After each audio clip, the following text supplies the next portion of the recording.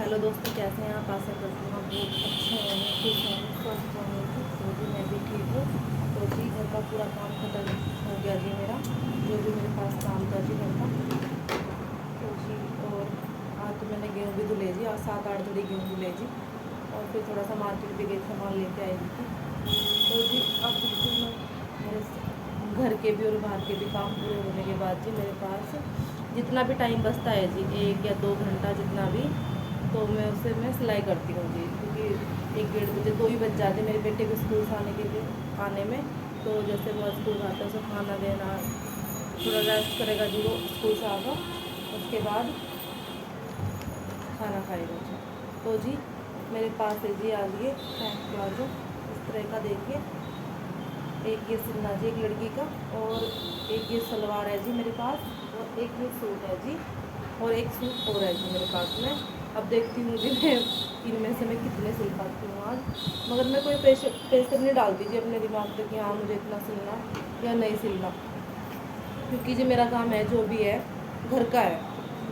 मैं कोई दुकान में बैठ के काम नहीं कर रही जी, कि जो मुझे क्या है भी करना ही करना। जितना मेरा मन होता है मैं इतना काम कर लेती हूँ, मगर हाँ जब जब काम बढ़ता है मेरे पास में, तो मैं फिर रात दिन भी मुझे काम करना पड़ता है। तो जी कोई नहीं।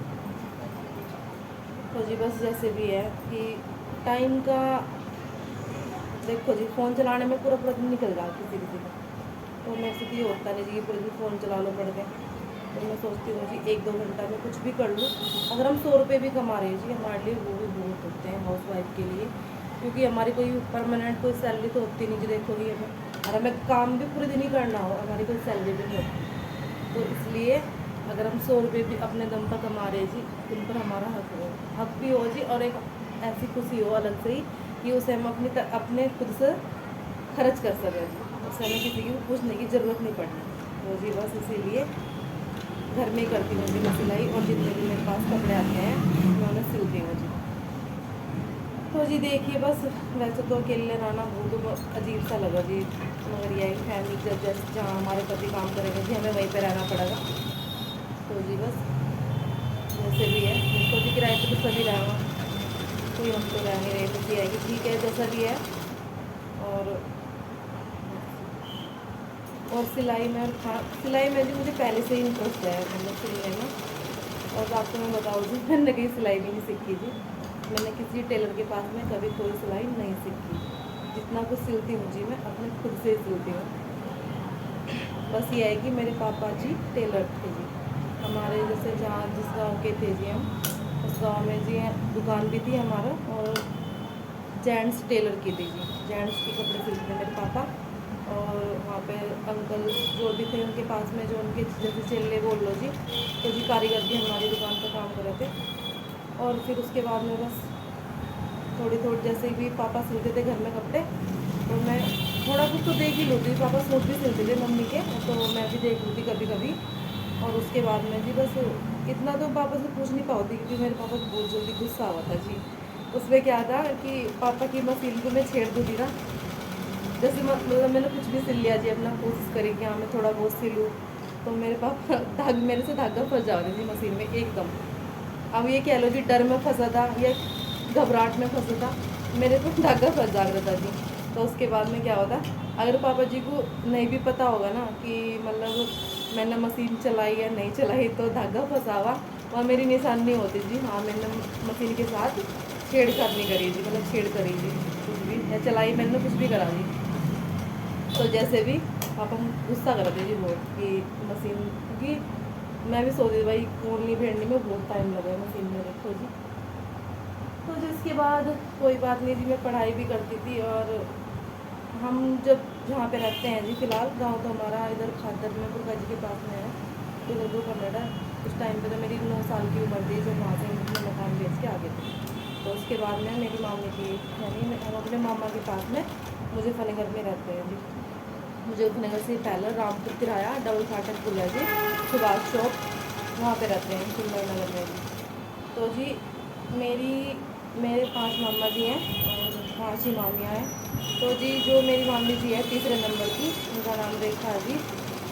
उन्होंने भी सिलाई शादी के बाद क्या जी, 2-3 बच्चे होने के बाद सीखी थी जी, जब हमारे यहाँ पर वो सिलाई सेंटर आए थे जी सरकार द्वारा, तो मेरी मामी जी को इंटरेस्ट था तो उन्होंने सिलाई सीख ली थी जी, और उन्हें वहाँ से मशीन भी मिली थी।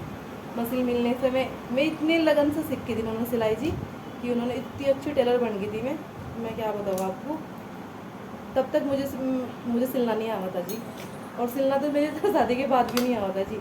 शादी मैंने तो अभी कुछ टाइम से ही करा जी स्टार्ट सिलना, नहीं तो वरना तो मैं ऐसे ही सिलती थी, कोई बात नहीं जी। फिर उसके बाद में मैंने मामी से उनसे अपने कपड़े सिलवाए जी, और मेरी मामी पूरी बस्ती में ऐसे अच्छी टेलर के नाम से मशहूर हो गई थी जी, क्योंकि वे फिटिंग सूटों की बहुत अच्छी दे होती जी, और मुझे उनके सूट सिलने थे इतने अच्छे लगे थे, बहुत ही अच्छे।